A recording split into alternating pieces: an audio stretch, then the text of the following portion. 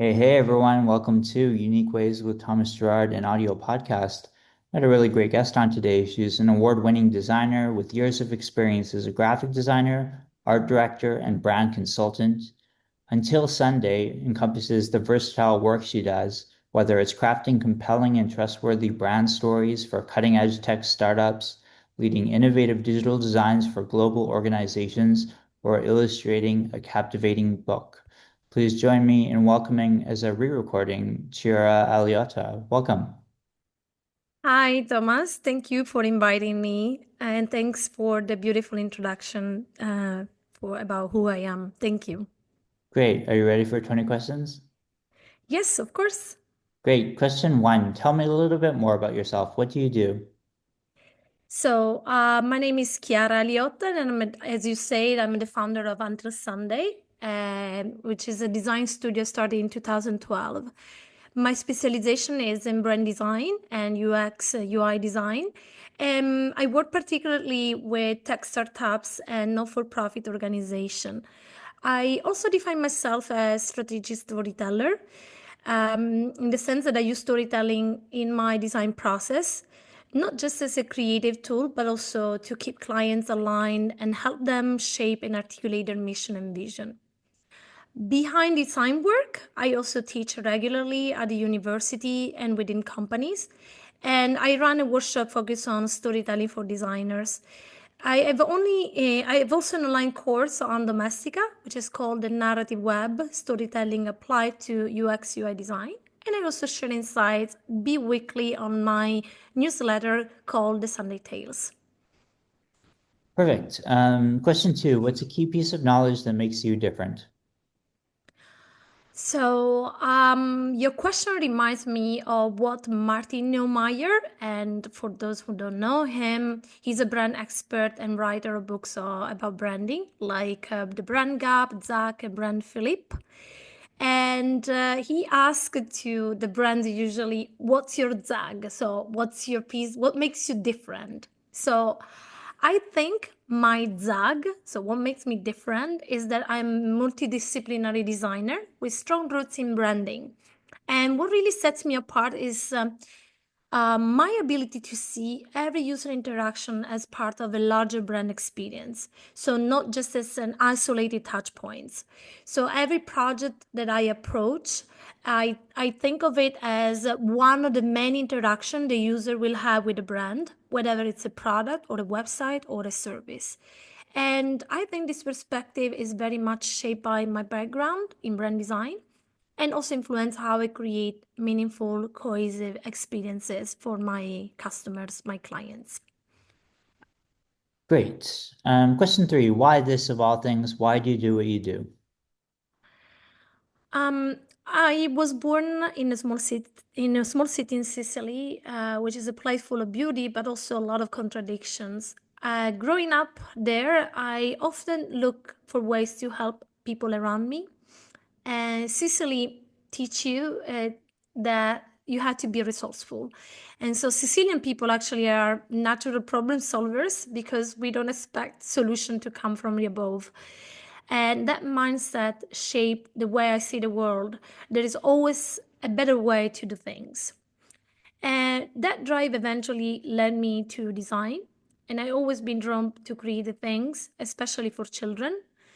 And even though I don't work exclusively in that space today, my design work still carries a sense of playfulness. You can see that in every design I do for my clients. I always like adding small and memorable details, illustrations, animation that bring joy to the user experience. And I think that makes my work more meaningful and lasting, not only for myself, but for the people who are going to experience it. Great. Some people struggle with number four, and the question is, what does your future look like? So, I try to live mostly in the present as much as I can, but I also take steps to shape what comes next. I think in many ways my future looks bright, and I think it's already here. It's already here the way I imagine to be. So I already built my own studio. I have a nice space where I can work, invite students to do workshops, and I also work for projects that I really care. So, looking ahead, I see myself gradually shifting towards sharing more of my knowledge through teaching, writing, online courses, maybe more workshops. I want to help shape the next generation of designers. I think there is a big need for that, especially when human-centered design is more important than ever with the advent of AI.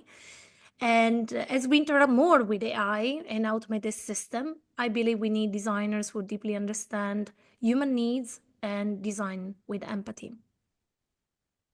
Great. So five we say is unique to this show. And the question is, let's talk about location. How does the notion of place play into what you do?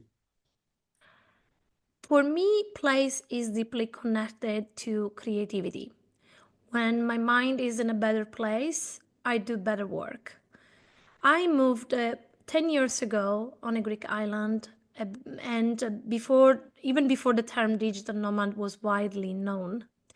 At that time, I was already working with international clients, and I asked myself, why should I live in a busy, buzzing city like Athens, or even before I was living in Milan, when I could actually be surrounded by nature and work as effectively as in any other big city, if not even better? So today I live nearby the sea in a quieter, more peaceful environment that gives me space to think, create, but also recharge. I often encourage other designers to find place they can truly call home, and not just a physical location, but a space that fuels their creativity. Great. Six is if you had to start from the beginning, what advice would you give your former younger self? So if I had to start from scratch, I would tell my former self to stand up more confidently for her worth, especially in rooms where it wasn't always easy to be heard. As a woman in the tech and design world, the path for me hasn't always been easy. So my advice to my younger self would be never let anyone judge your work based on your gender, and try to defend your ideas because they're strong. Believe in these ideas, and um, and try to defend them not because you need to prove you belong, but because you think they have worth to be heard. Great, I love that.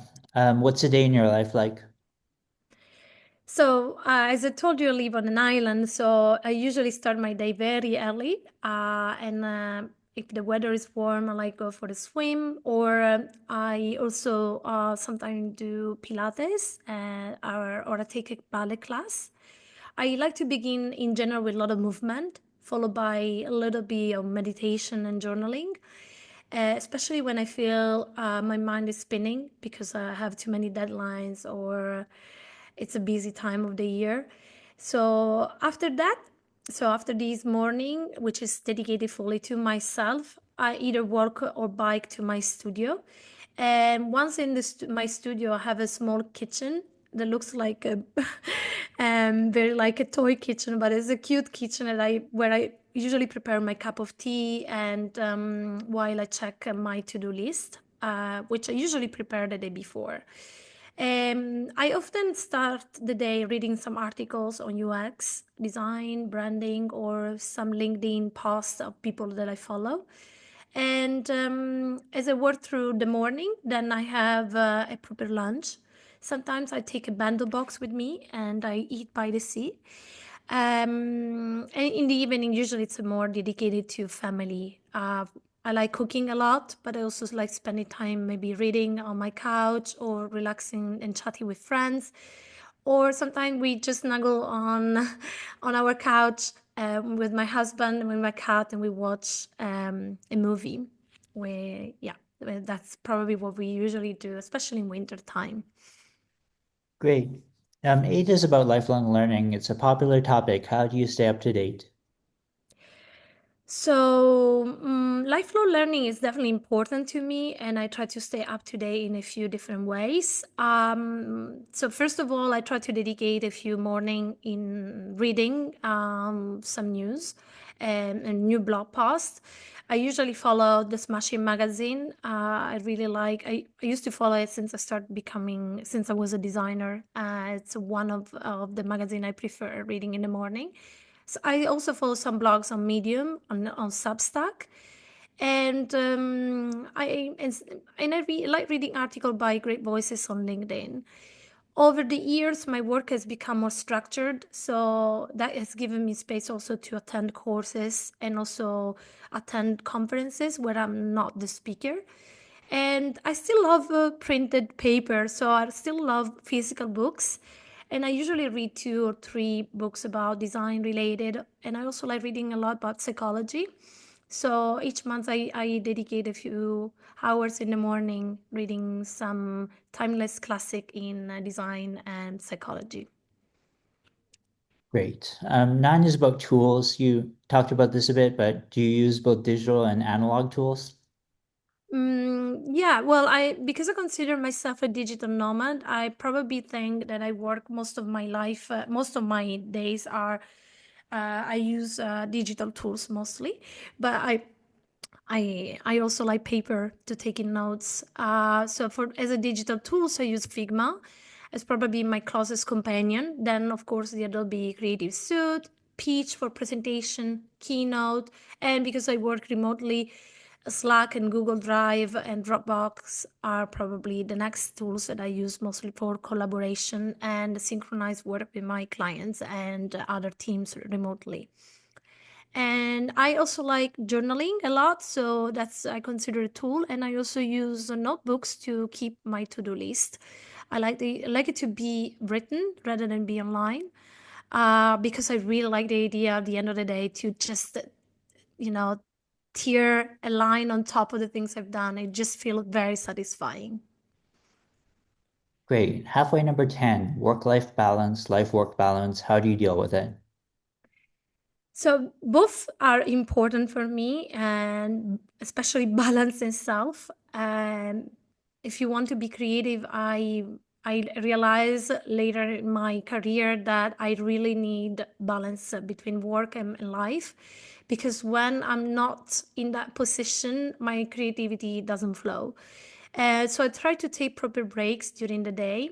I also try to make time throughout the year to step away and reset. For example, this year I took 1 month away and I went to Japan just to reflect, recharge, spend time more with friends over there, and also see life in a different perspective because Japan is quite challenging itself. It's a completely different culture from the one I know. And so I really like how these moments can help you feel grounded and inspired.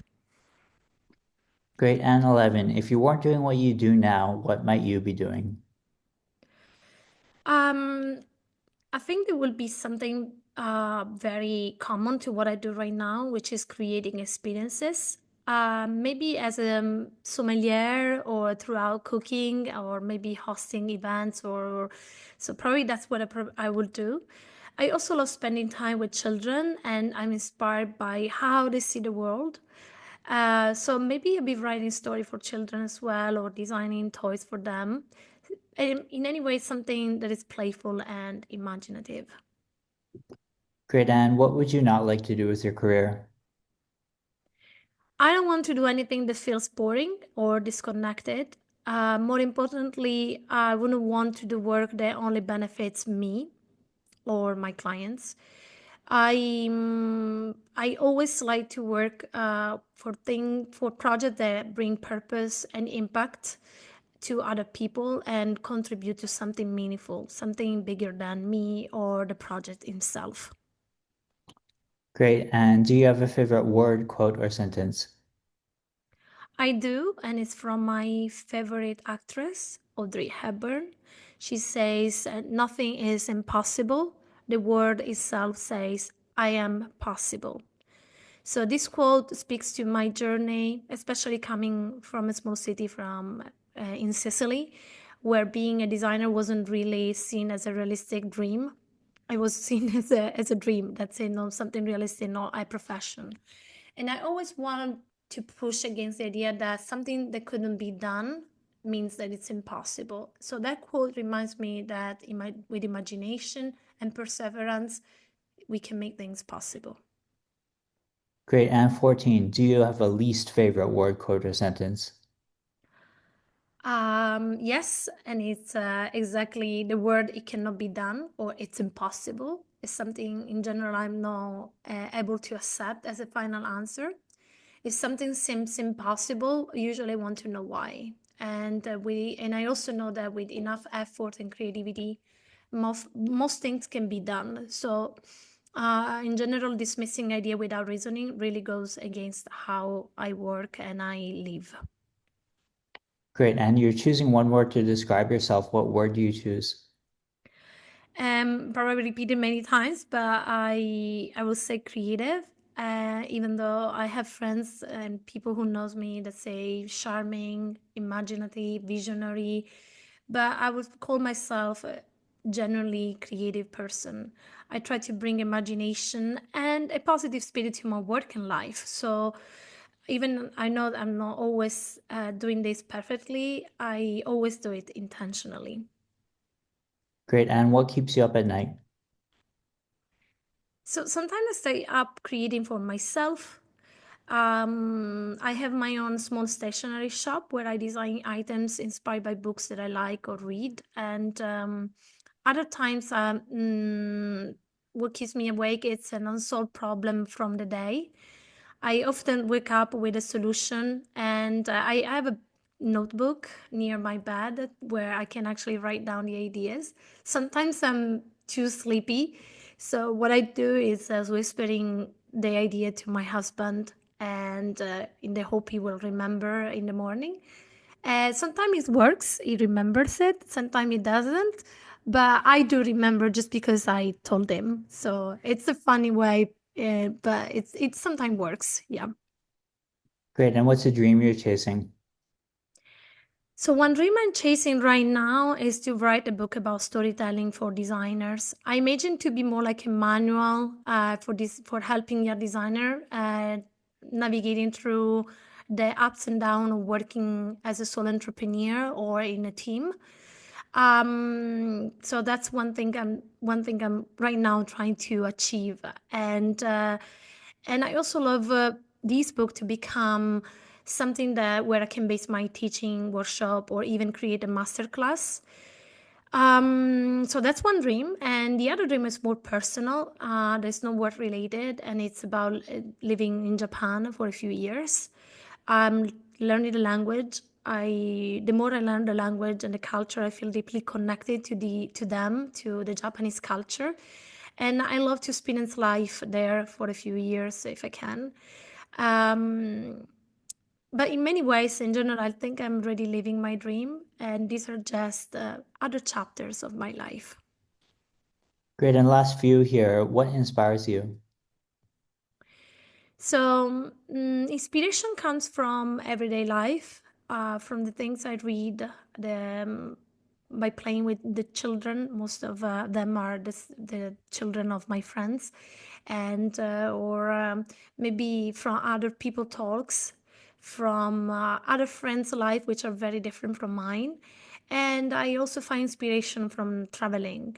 So really traveling gives me a new perspective and helps me understand how people from different culture approach life and creativity. So also especially in design when we talk about inclusiveness, I always think how a product that I design could be used by cultures that are very different from mine and and from audience that have a different background. So in general, this is the kind of thinking always see from a different perspective. Great. And 19, any advice you'd like to share? So if we talk for designers, I would say make time to be curious, make space to make mistakes and learn from them. Also, in general, for young designers and also the designers that are already in a veteran in their work, I would like to say that don't feel like you have to know everything. Let always others teach you, so we can always create a place where there is connection and grow. Great. And finally, number 20, how can our listeners keep tabs on you and what's our call to action? So definitely, one way is to check and find me on my website untilsunday.it. I'm also on LinkedIn as Chiara Aliotta, and I also have an Instagram page for my agency, which is untilsunday.agency. One way to stay in touch and to know also the latest things I do is subscribing to my newsletter, The Sunday Tales, via my website. And also, if they're interested in understanding how storytelling can be applied to design, and if the listener are new to storytelling, maybe they want to check my Domestica course, The Narrative Web, Storytelling Applied to UX UI Design. And finally, of course, if something from this podcast resonate with you, I would love to hear from you. And you can drop an email. You feel free to reach out by sending me an email at chiara@untilsunday.it. Perfect. Well, I'm so glad we're able to re-record this. It's great to hear your stories again. So thank you so much for joining. Thank you. Thank you, Thomas. Have a lovely day for you. And thank you again. I look forward to sharing with all my friends on my next newsletter. Thank you so much.